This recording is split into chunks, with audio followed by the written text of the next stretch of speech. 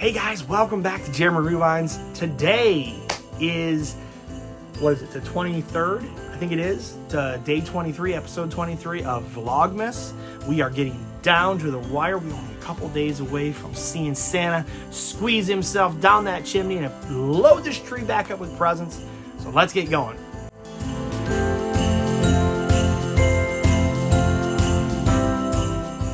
So we've got a bunch of games. You can see the bottom, actually, this is quite heavy, this one. This one has, ooh, this one's got all kinds of stuff in it.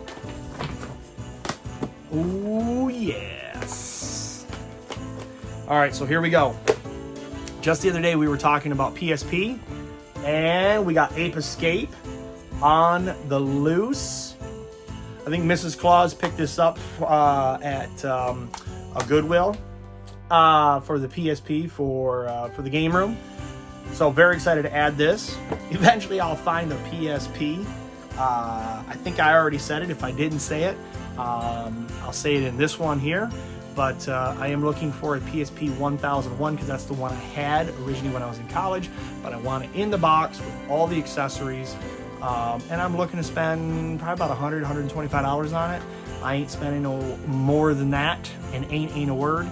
But the 1001 is the one I had in college.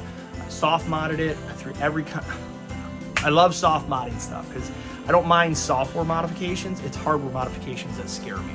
So long story short, that's the reason why I want the 1001, because that's the one I had in college, and want it with the box in minty clean condition. And see no reason why I shouldn't find it eventually, because I'm not having to buy it here and now. Speaking of PSP, here's another one we picked up. Santa brought me Lemmings on the PSP. This one is also CIB with the manual. Looks like Santa also brought us Wipeout. Look at that. It's like pod racing, basically. This one is also CIB. Very excited to have those in the collection. The PSP collection's growing. And it looks like we have the official game of the World Series Poker. And this one is also CIB, so that's very exciting to have. So, yeah, because you know me, I love poker. I really don't. Okay, so with that being said, what else do we have here? Let's talk real quick. Let's talk about CDs for a quick minute here. Go to Apple Music, go to Spotify, Pandora, wherever you get your music from, and look up a soundtrack to your favorite movie from the 80s, the 90s, maybe the early 2000s.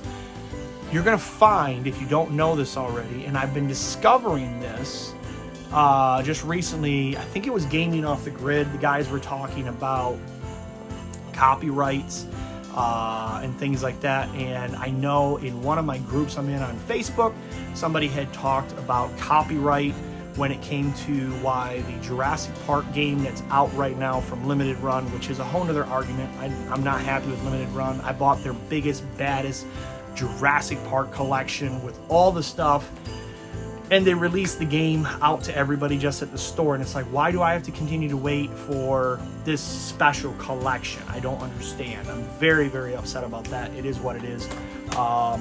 But eventually I will get that, and we'll talk about it. But in the meantime, the reason why they didn't have the certain other games on the release is because of copyright reasons. Some of these manufacturers of these games are no longer in business. There's no board of directors. There's no way you can technically get them back, which is all the more reason why collecting the physical media of these games, that's what it was. This is another reason it was on Gaming Off the Grid, and why certain games are no longer even in the PlayStation Store, the Xbox Store, the Nintendo Store, what have you, is because they got rid of it, and you can't get it any other way. So on CDs, I found that there were certain songs. So like, for example, one of my favorite movies from the 90s was Dumb and Dumber. Go to Apple Music or any of those places and look up Dumb and Dumber soundtrack. You'll find that there's a lot of music not available. Then you'll start looking up other CDs and you're going to discover they're not available either, or other soundtracks. So I went through and requested Santa to send me some CDs, and here's one of them he sent me, the Ace Ventura When Nature Calls soundtrack. Anyways, before my phone decided to be rude, I don't know if this was intentionally to be there, but it said this for promotional use only. But the way it's put on the thing, I don't know. Doesn't really matter either way. It has all the music. It is a full soundtrack, so I'm excited about that. Next thing Santa sent me was the Lion King soundtrack. I didn't double check it, but I was like, you know what? Forget it. I think I spent like $2. I mean, Santa bought like for $2, I think, something like that, on eBay. But it's a classic soundtrack. So I'm gonna put those, because Santa's awesome, I'm gonna put those on a thumb drive that I picked up, 256 gig. This one has a really fast write speed, so when I do get these things through the computer and into this, it should write really, really fast, because that's where I'm not interested in sitting around on my computer all day waiting for things to transfer over. But back to games. Look what Santa sent. Oh yeah, we got a heavy hitter here, people. Castlevania Symphony of the Night.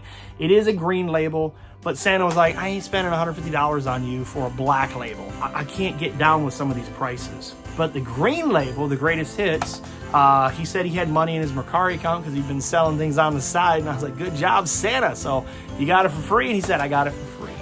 I think his actual cost, he said, was like $90.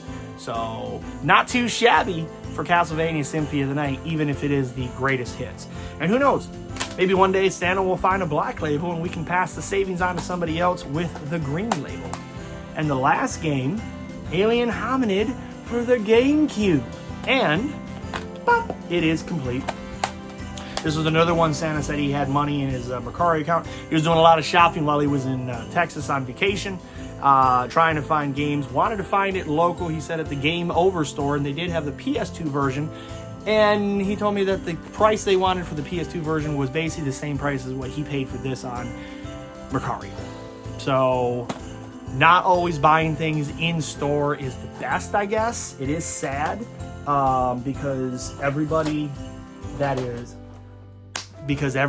out there has a copy that they want to sell. So it depends on how aggressive you want to get on it. And if you're the buyer and you're the seller and you want to buy it, you're going to look for the best price, and the seller is going to look to sell it as quickly as possible. Is what it is. We can talk about sales all day long, because I love talking about sales.